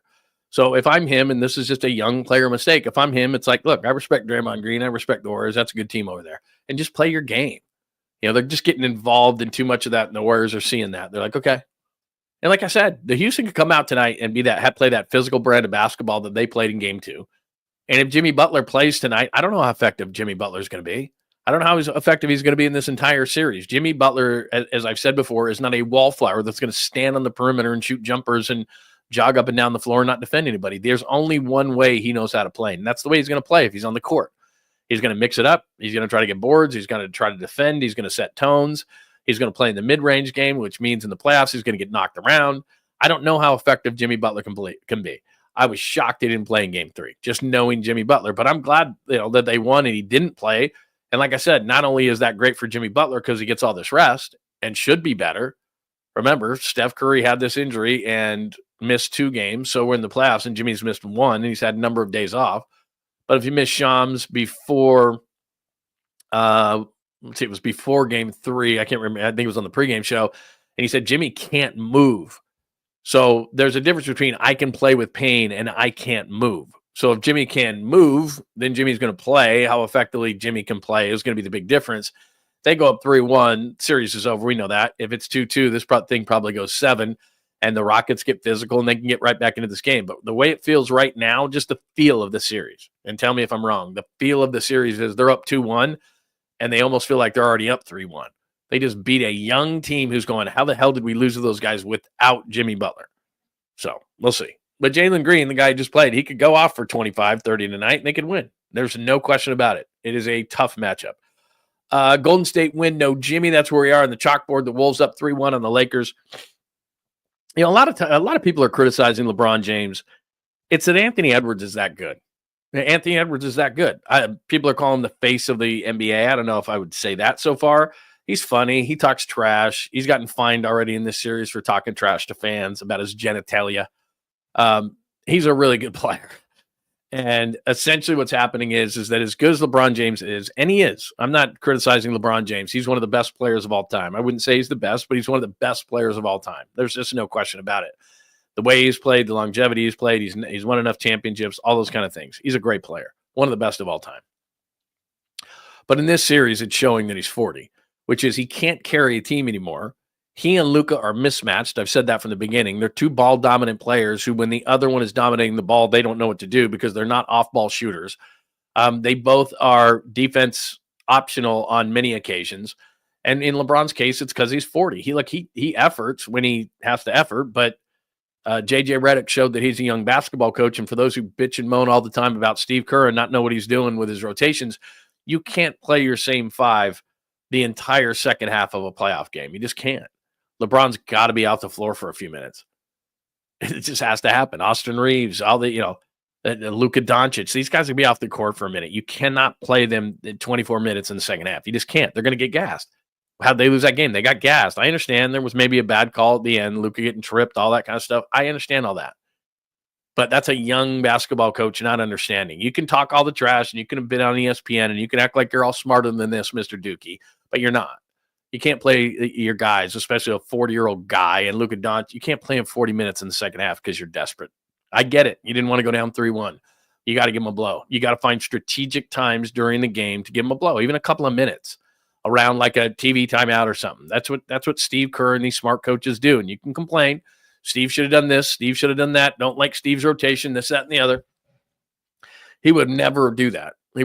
Jimmy Butler can play 40 or 42 minutes when he's healthy and good. Steph Curry can play 39 or 40 minutes in the playoffs. They're every other day now, by the way. They had their rest period. That's why it's so important for Jimmy to, hopefully he plays tonight, but it's every other night now. There's not the extended rest that there were. They do that early in the process, but now it's pedal to the metal time. And I think JJ Redick cost him a basketball game because he couldn't find strategic times to get those guys a blow before it was go time. They left the same five on the entire second half, and it showed. They were gassed at the ends. LeBron James scored no points in the fourth quarter. Some's on LeBron, some's on him. The only criticism I have of LeBron, so first of all, everyone, and I get it, this is what gets clicks. They talk to an extent about how good Anthony Edwards was, but it's all about LeBron scoring 0 points. That was the big story when Anthony Edwards was that good. Okay, that aside. Even if Jordan was gassed, he wouldn't score 0 in the fourth quarter. It just wouldn't happen. He'd go to the rim, he'd get to the hoop, there'd be something. So, but the biggest thing for me is LeBron. It's just a constant complaining. Like, you're just too good for that, man. You're just too good for it. And look, he's 40. It's tough. And the clip that's going around, Anthony Edwards being physical with him and all that kind of stuff. And when people say they don't fear him, that's what they do. They get right in his face. And if, like I said, just because I covered it, if you got in Jordan's face, he would run so hot on you. He would redline on you. He'd score 10 in a row and he'd just look at you. And it didn't matter. It wouldn't have mattered if he played the entire second half. He'd redline on you and he'd find the adrenaline. He'd find that next gear that you didn't even know he had. I mean, that's the difference. I don't care what you do against Indiana Tuesday. I don't care what you do at Denver in game 45. I don't care what you do against Brooklyn in game 22 in November. I don't care. I don't care about any of those things. It's now, and that's what makes legacies. And whether people care about those or not, look, LeBron's a great player. And he's playing at an age that Michael Jordan was already sitting in a rocking chair. And the rest of them. He's great. He's a great player. But this is nut cutting time in the playoffs, and these young players, especially in this case, Anthony Davis. And this is why I told you I wanted to play the Rockets instead, because I thought the Lakers would get knocked out. I didn't love the matchup with them, but as I'm seeing them, this will be something that's talked about ad nauseum in the offseason. I do think LeBron's going to get traded because Luka's got to run the team. Luka's got to have the ball in his hands. They need more shooters around him, shooters, defenders, all those kind of things. That's what got the Mavericks to the finals is they had shooters around Luka and they had guys who could defend. That's just what they had 3-and-D guys. That's what they did. They got to the NBA finals. They got to decide who's going to take the ball. And it ain't going to be LeBron at 41. They're not going to side with LeBron at 41. So there might be another super old guy team next year. Maybe it's going to be in Phoenix. Maybe Durant stays. Maybe that hotshot owner, the Suns finds a way to get LeBron, whatever the case may be. Those guys can't coexist, I don't think. And if they get beat 4-1, like if they get beaten 7, it's going to be bad enough. But LA, if the Timberwolves win next time out and it's 4-1, there's going to be a mushroom cloud for the Lakers, I think. Anyway, as far as the NBA playoffs are concerned, I haven't talked to you since the Aaron Gordon tip in. That was amazing. Let me just pop up what the bracket looks like right now. So I concentrate on the West because we're not going to see the East for a while. The Thunder absolutely crushed the Grizzlies. For Ja Morant to say if I was healthy, anything else would have happened, it would have been a sweep. The Nuggets Clippers series is exactly what we thought it was going to be. I don't know who's going to win that series. I thought the Clippers. I still think the Clippers, but that was a great. Even though Jokic, that was a shot, not a pass, but that was amazing. We just talked about the Timberwolves and the Lakers. Timberwolves are going to win that series. I thought they would. So if the Warriors win tonight and they go up 3-1, we could see Warriors-Timberwolves. And I don't love that matchup, although, again, on the perimeter, they've got enough guys to throw at Anthony Edwards. It's going to be about everybody else around him. It's kind of like 𝐮𝐿 here. Look, you're going to get yours. We just don't want everybody else to get going. I think they can beat the Timberwolves. It's just Anthony Edwards is that good. That would be up next. And then Thunder just waiting on the Nuggets and the Clippers, and the advantage that the Thunder have, and I talked about it all season long, they're a young team, and they're going to get tested. Whoever they gets out of that series, and I think it's going to be the Clippers still, like Thunder Clippers could easily win that series. But if that thing goes 7, like it looks it's going to, and the Thunder have been sitting around and they've been resting, a lot of, rest versus rust, I'll take the rest 100% of the time. The Thunder, if that thing goes 7 and the Thunder are able to just sit there and hang out, have some practices, get some rest, it's going to be tough for either the Clippers or the Nuggets to beat them, because that's a 7-game first-round series. Physical, tough. I still think that the Clippers come into that with Kawhi playing the way he's playing, that the Clippers could beat the Thunder, but if that thing goes 7, that's going to be really tough. So West, if I had to predict, and I'm terrible at it, I'm going to say the Thunder over the Grizzlies. Oh, they already won that series. I'm going to go Clippers. So you'd have Thunder, Clippers, and Warriors, Timberwolves on that side of things. Cleveland's going to obviously win that series. I feel so bad for Dame, man. Damian Lillard, whatever you think of him, Achilles at 34. That's kind of like Kobe late in his career. Clay got his Achilles, right? But he was 30. That's a big difference there. Damian Lillard at 34 with an Achilles, he might not be coming back from that. So that's really tough. Pacers are going to win that series, so it's going to be Pacers and Cavs.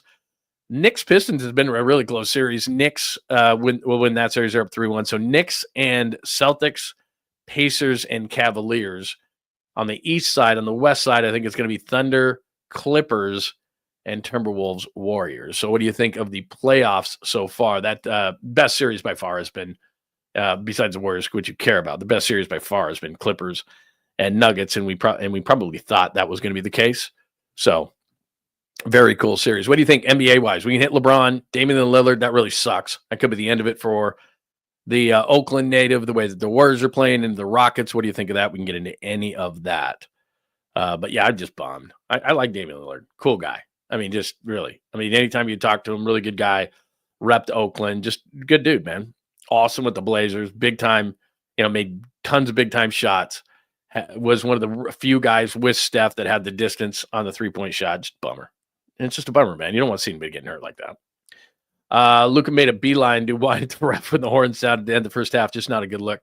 Yeah, both those guys. I mean, it's that's the league, and I get it. You go to the break, and it's like, if I was an official in the league, I would just tell everybody, stay out of my face. Like, it's not going to help. It's human nature. I'm not changing a call. Have I ever changed a call? Because has an official made a call and then they went to commercial and then it got reversed? Ever? No. 5 gazillion times that's happened in NBA history. 0 times. Yeah, we're back from break here between the Warriors and the Rockets. And because Draymond Green bitched and moaned, it looks like the official changed the call. Never, ever, ever, ever. In fact, it's the other way. Officials going, you know what? Now that you're screaming in my face, the next one's going to go against you as well, just so that you know, because it's human nature, I mean, don't you think? So anyway, there's that. All right, NBA playoffs. Let's do this. Now, first of all, this Ramos Little League home run, just bananas, right? I mean, I got a 21-year-old, but he played baseball since he was like 6. I must have saw 100 of these, right? We've all seen these. Just not in a major league game. So I don't think I've ever seen a trickler to the mound be turned into a home run to win a baseball game. But it's not only this, it's just when Dwayne starts going, he's so good. I mean, he's just so good. Here you go. Taps this one to third. And he throws it down the right field line. Roberts is on the move. And he is going to stop. No, now he's going to go to third. Here's the throw. It gets by him. Here comes Ramos. This game is over. Dwayne is so good. On the move. When he starts with on the move thing, it's so good. You're the third baseman for Texas. You got to knock that ball down. I don't care if you have to. It hits you in the head. I mean, you can't let that ball get by you. That's one of the craziest things I've ever seen. What it reflects to me with the Giants, and let me just pop this up for a second. And I don't know where you are in the Giants. I mean, look, we got draft going on. We got all sorts of stuff going on, but we have to acknowledge them.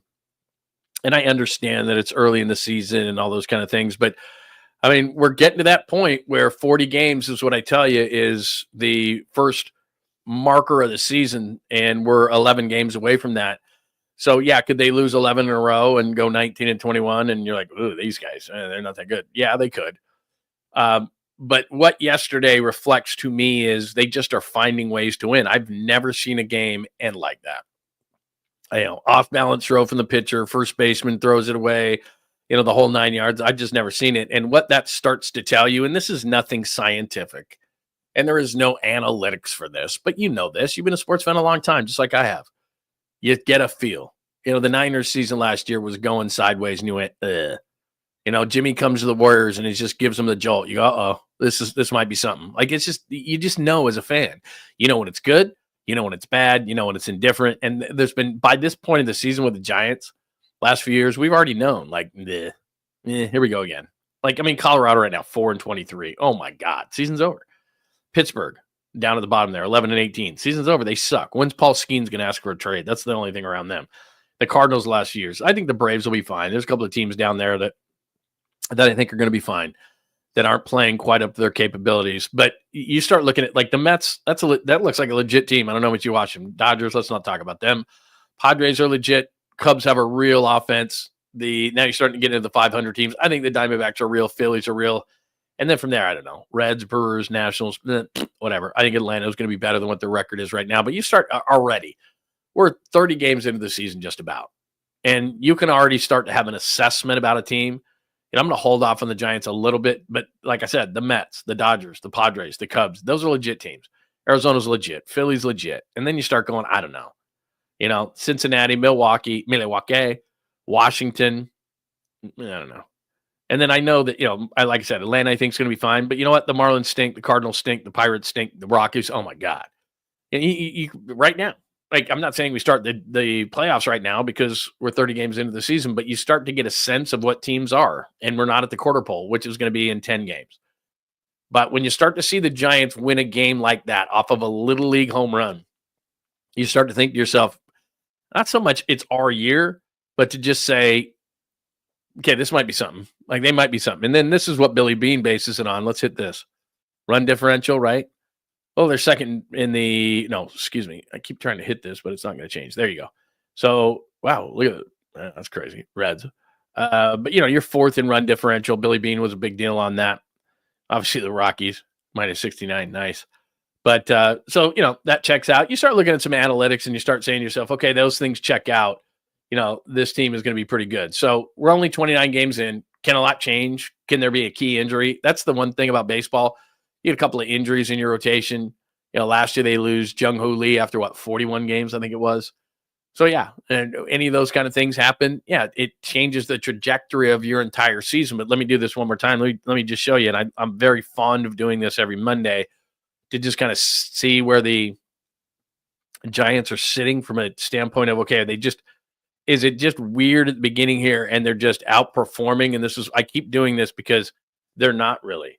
So for example, Logan Webb, is he outperforming what he could do? I mean, 198, but he's not. He's pitched well. Jordan Hicks, better last time out, still skeptical. Robbie Ray's getting it together. He was great over the weekend. Verlander's put 2 good starts together. Roop had 2 good starts and a bad one. That's your 5th starter. That's what they do. But the bullpen's legit. Duvall's starting to pitch well again. Rogers is doing what he's doing. Rodriguez still hasn't given up an earned run. Walker, I understand what that number is there. Miller's still really good. Birdsong is a freak and needs to be in the starting rotation at some point. Bivens, I'm nervous about, but those are good numbers. Not a big fan of Trevino. But the bullpen's legit. That's going to fly all season long. The rotation, I think, is fairly legit. I think that's going to be good. And then as far as – the only reason I'm bringing this up is because what I'm saying my point is everybody just playing out of their shoes? And they're not. Bailey had a nice pinch hit the other day. Please on that guy. Fitzgerald, good. Adames hasn't hit his stride yet. Chapman could be better at the plate. 26 walks, though. Pretty nice. Ramos did what he did, but still, he can be better at the plate. He can absolutely be better than a 246 hitter. Jung-Hoo Lee, we know. Yastrzemski's probably playing over his skis right now. Wilmer is too, but it's not bananas. If you start looking at, is this team legit? You start saying, okay, is it just a bunch of guys who are just playing over their skis and they're just not going to be able to keep doing that? Yeah, Yaz is a little bit. We'll see on Jung-Hoo Lee, but there's a lot of guys who aren't even, Adames isn't even hitting yet. He's not even hitting yet. The rotation, they can do this all season long. They can even be better. The bullpen can do this. They've been really good, but they can be as good or better all season long. This bullpen. Walker can be better, for example, on the back end, obviously. So they're not really playing above their skis. I think that it's legit what they're doing. I think there's a couple of guys that are going to get going. I think the one thing that Buster Posey's got to be on the lookout for right now is figuring out what's going on at first base. You cannot continue to let Lamont Wade Jr. do what he's doing. So does that mean more Flores and you find a DH?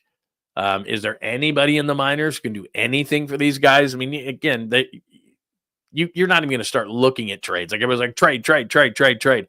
To trade right now, you would be such over a barrel. The leverage would be on the other team's side so badly. I mean, like Colorado right now is 4-23. Like they're done. What do they need to talk about?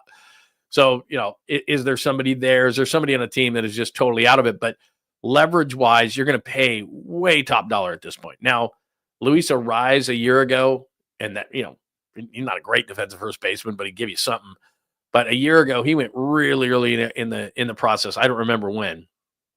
But I just remember a number of years ago, and I'm sure you remember this as a Bay Area sports fan, the A's traded for Jeff Samardzija on July 4th, which is still a long ways away. And remember at the time, it didn't turn out to be great, but Addison Russell was their top prospect. They had to give up Addison Russell. So I think at that time it was he was a shortstop and he was the 4th rated prospect in baseball. He helped the Cubs win the World Series in 2016, and then he kind of just fell off the map. And I think he had domestic abuse problems with his ex-girlfriend or wife, and it turned out poorly for him. But at the time, he was the 4th rated prospect in baseball, and because it was July 4th, like 3 weeks or a month before the trade deadline, that was the kind of leverage that the Cubs had against the A's. They wanted to get Samardzija, they wanted to get more pitching, and that's what happened. So think about it, what it would be like, what would leverage be like at the end of April. So you're not going to really be able to, you're going to have to look at your internal guys and say, okay, what do we have here? Do we have someone at the, AAA level? Well, we tried David VR, all these different things. It's, you're not at the point where you can trade, but they can't keep trotting him out there either. So that's where they are as far as their offense is concerned. And that's what's just going on with the Giants. They're in San Diego taking on the Padres, and that's going to be a huge test. It's an early season test. I'm not going to call it 162, a few games, a huge one. I just did. But, in the whole scheme of things, when you're trying to fight with them within the division and potentially with the wild card, anything head-to-head is a big one. So there's that. Let's just do this as the caboose today, because this is so weird. Any baseball thoughts, and then we'll do a caboose and get into this whole thing, because this is going to take a minute. I predict Wade has a solid May. Well, he's got to be better. I mean, he can't be as bad. Here's the thing. It's like having a pitcher in a lineup again. I mean, that's how bad he is. And how long can you go with it? You got to start looking at the at-bats. I mean, the at-bats are a little bit better. They were horrid at the beginning of the season. They're a little bit better, but man, I just don't know. Yeah, what is Brent Belt doing now? He can't be as bad as this. He was out last year, though, right? That'd be 2 years. That'd be tough. I don't think it's going to happen. I hope you're right, though, on May as far as that goes. Some fresh lobster. I'd do that. Let's see what else do we got as far as that goes. Let's see what else. Giants wise. Yeah, this is what it looks like 420. I mean, it's just, you just get that sense, and it means nothing. Honestly, the fact that I feel like, hey, this team might be something. They could lose 10 in a row.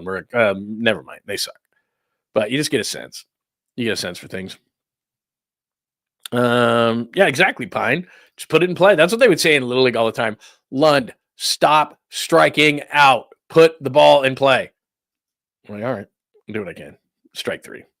I was one of those guys up there looking for a walk. Like, oh, come on. Because I was fast. I could steal bases.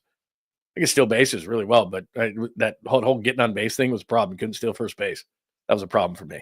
Big time. Let's see what else. I know, right? Thunder's Clippers sounds like a cartoon. Thunder Clippers. Yeah, I see that. Let's see what else do we have. LeBron always shows up in the playoffs. LaFraud. I don't hate LeBron, man. He's a really good player, but it's like the bitching and moaning and the crying and the all that stuff. It's like, dude, it's so unbecoming. You're supposed to be the best. Like, stop it. Will you stop it? Let's see here.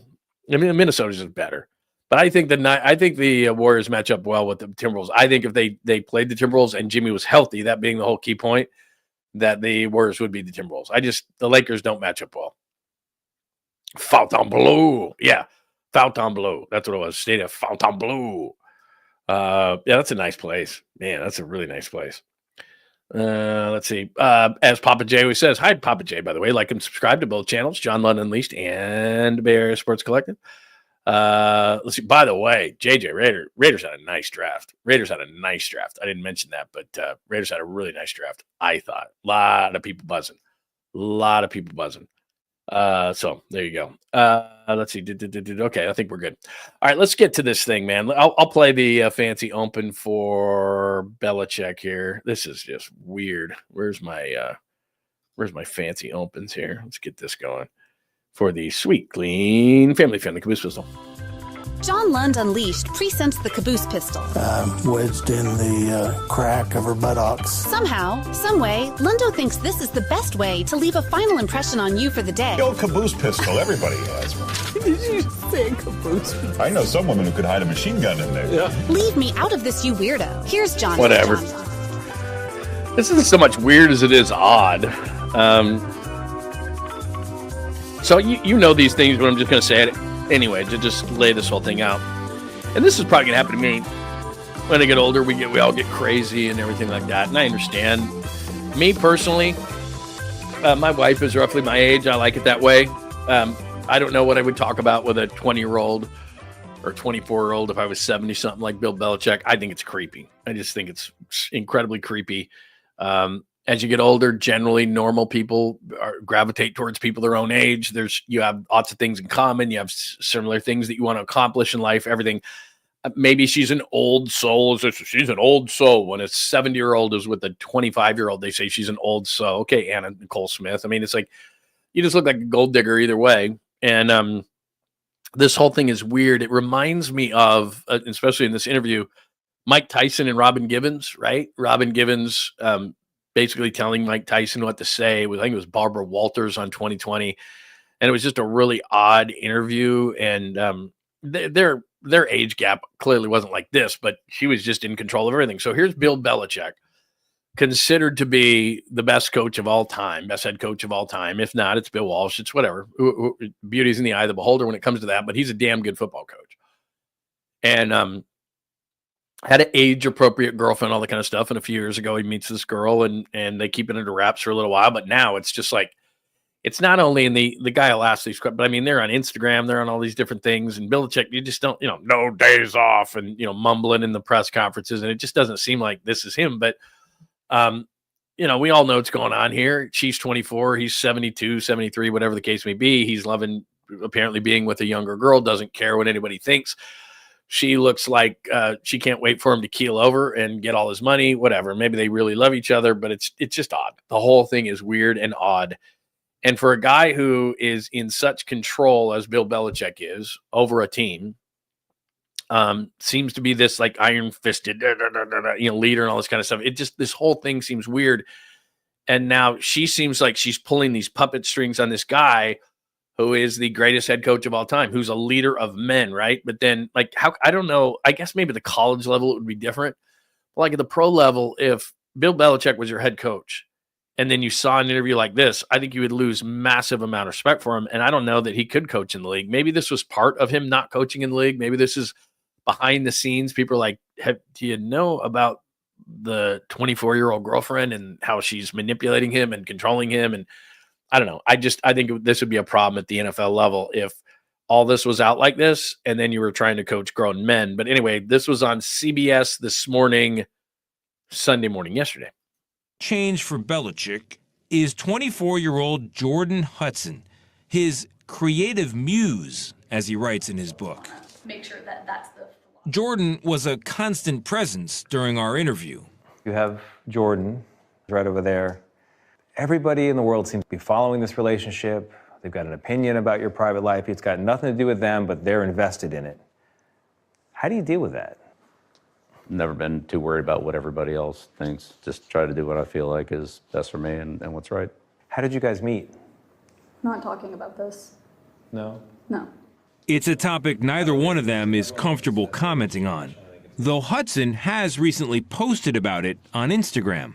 You joined InstaFace, as you put it. I love that. There's some great pictures of you and Jordan, where you're a fisherman and she's a mermaid. It's charming. It's a different side of you. What's the reaction been like? What's it been like? To have these different sort of photos. There's another one where you're doing, I know you're not into meditation or yoga or Pilates. You're balancing Jordan on your feet and she's doing kind of the Titanic pose. Yeah, so I'm on some of those social media platforms, but I honestly don't follow them. What he does follow isn't clicks or views. It's, the whole thing is so weird and creepy. The fact that she could sit over there, and remember, this is Bill Belichick. This is Bill Belichick, leader of men. This is Bill Belichick, one of the greatest coaches of all time. Do you imagine if Bill Walsh, at the end of his career, dated some 24-year-old and was sitting there like Belichick? The whole thing is so awkward. Like, I give the dude, whoever that guy is with the wonderful hair, the guy interviewing Belichick, a ton of credit because he's keeping his cool and everything. But Belichick is just so awkward. He's so weird as a guy. He's always been that way. I've talked to him. He's an awkward, weird guy. And he's this football, football, football, football, football, football, football, football, football. It's like if Harbaugh dated a 24-year-old, Jim Harbaugh, like just weird. The whole thing is creepy and weird. And then the fact that she would come up constantly during the breaks in the interview and that she would sit there steely-eyed and going, we're not talking about that. We're not talking about how we met. Like, I'm Bill Belichick. I'm a 72-year-old man. Don't tell me what I'm going to talk about when I'm not. You know, plus I'm not doing, like he calls it, InstaFace. Like, I'm not putting you, we're not doing the whole, I'm not doing that. Like, I'm not putting up we all know what this is all about. She's giving him mind-blowing sex. I mean, can we just be honest? He's blowing his mind. Like, she's blowing his mind in the bedroom. That's all that's going on here. That's it. Like, she's not an old soul. They don't have anything to talk about. What would Bill Belichick? I mean, he's got to have grandchildren this age, right? I mean, I'm not trying to be some fuddy dud. Like, do what makes you happy, dude. But we know she wants his money. He wants her body. And that's what's going on here. And it's creepy as hell. And the other thing she wants is she wants to be seen. Like, she's trying to be a social media star. Like, she was on the field. He's coaching North Carolina's football team in spring practice. She's standing like at the edge of the end zone and she's yelling stuff at him. Bill fucking Belichick, man. Bill Belichick, one of the greatest coaches of all time. Honey, hey. Like, shut up. I'm Bill friggin' Belichick, man. Like, this is kind of, the end of a career for somebody like Jordan plays with the Wizards. Nobody's going to remember it. I don't think it's going to tarnish his legacy or anything like that. I don't think it's, but it's just weird. Like, it's just weird. Like, I just, like I said, I'm just into age-appropriate women. I mean, I don't know. I think that's pretty normal. If you want to date somebody younger, that's you, man. And if she wants to date you, that's fine. I don't have a daughter. As great as it would be to be like, meet Bill Belichick. Hey, Bill, how's it going? Like, that would rub off really fast when I was like, whoa, what are you doing with my daughter? I got, maybe you're working with her or something, and, you come to dinner. It's like, oh, really cool, and you guys are friends or something. Okay. But you're dating my 24-year-old daughter? I'm sorry, that's creepy. I got to sit down with Bill Belichick. Hey, Bill, get out. Excuse me? Yeah, get out. Like, you're not dating my daughter. Get out of my house, man. I'm locking her up. Like, we're finding someone age appropriate for my daughter. She's going to have kids. She's going to have a normal life. She's going to have a picket fence. She's going to have a 3-car garage. Like, she's like, come on. She's going to have cats and dogs. Like, get out of here, man. Like, we're not doing this creepy thing. And then she's putting him on like Instagram and he's like giving him the bicycle thing and she's doing the, oh my God. Like, really? Like, could you imagine people who know Belichick or his ex-girlfriend or whatever, or players who played for him? Like, I know Gronk and Edelman, they do a podcast. Like, they're like, what in the hell? But all of a sudden it kind of stopped. They did the roast on Tom Brady and they hit him with a couple of those. But apparently that was like supposed to be off limits. It wasn't. Nothing's off limits. It's a roast. But I don't know, man. That whole thing is just odd. And that, like I said, that gave me Robin Givens, Mike Tyson things. We're not talking about that. And Belichick looks over and goes, "We're not talking about it." Like, you're Bill Belichick, dude. Like, if I'm at North Carolina, and I think it's easier with college kids, like, whatever. They respect Belichick, whatever. But at the pro level, I don't think he'd ever go back. Like, I don't think he's ever getting another job. But maybe that's why he didn't get a job, because they're like, "So, Bill, like, we got to ask you, man, what's with the 24-year-old? I mean, right? You're going to run my football team. What's with the 24-year-old? Like, what are you doing? Are you losing your mind?" I don't know. It was creepy. Yeah, she doesn't want kids anymore. Yeah, it's weird. Weird, man. Plus, I mean, I got to ask you, like, seriously, guys don't do that.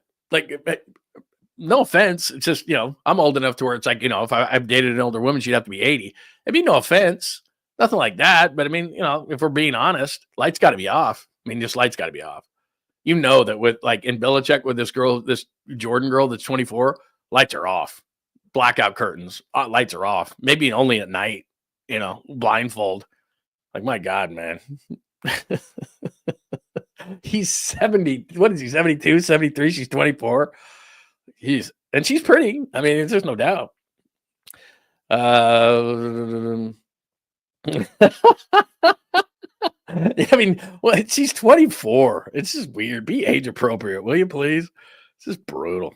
Anyway, all right. Yeah, she makes me laugh. I think that's what he said. He said some sort of BS about this whole thing about it. It's like, come on, dude. We know what's going on. She's giving you mind-blowing sex, and you're overlooking everything else. She's an old soul. Yeah, about 10. Yeah, in his 80s. He'll probably live forever. Yeah, and I mean, it's not like he's an attractive 7-year-old man. Like, wasn't it? It was I didn't watch it. My wife did and I'm telling the truth in that, the Golden Bachelor. Like, he was like 70-something years old. Like, yeah, okay, I get it. I have a 24-year-old daughter. We have serious issues. She did that. Thankfully, she's a smart girl, married to a great guy. Good for you. No, seriously, Joy. I mean, it's like, at first, you'd be like, oh my God, it's Bill Belichick. After that, you'd be like, wait a minute, he's dating my daughter? No, Mom, I'm going to get all his money. I don't care. Like, we're not doing that. There's right and there's wrong. It's goofy. It's weird.